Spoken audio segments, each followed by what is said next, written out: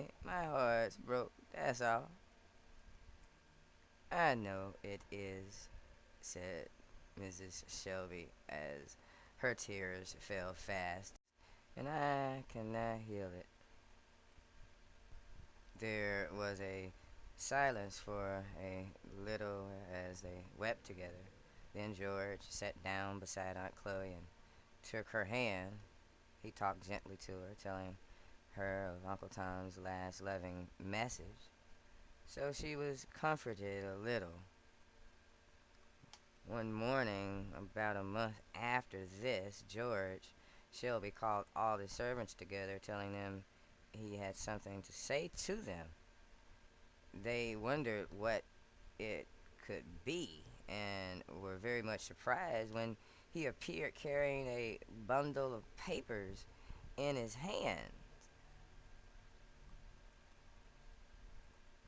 They were still more astonished when he gave a paper to each one and told them all that they were free.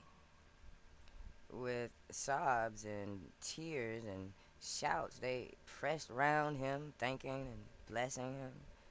But some of them came with anxious faces, begging him to take their free papers back again and not to send them away.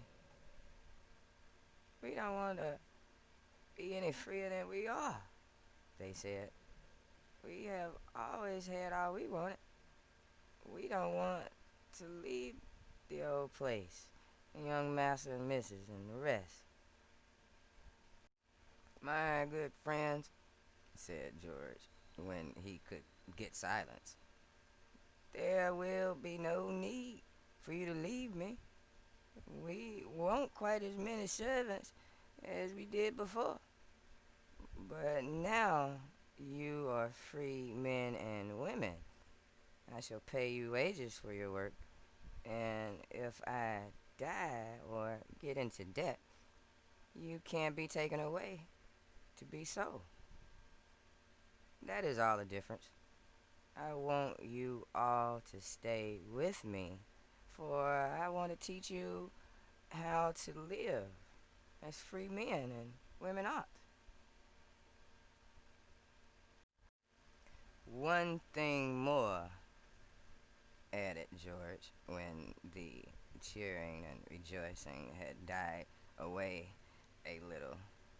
You all remember our good old Uncle Tom? You have heard how he died, and how he sent his love to you all. It was on his grave, my friends, that I made up my mind, with God's help, never to own another slave, if it were possible to free him.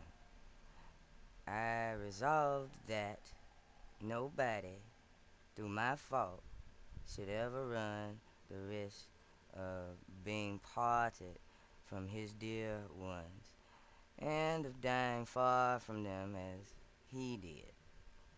So, when you rejoice in your freedom, remember that you owe it to dear old Uncle Tom, and pay it back in kindness to his wife and children.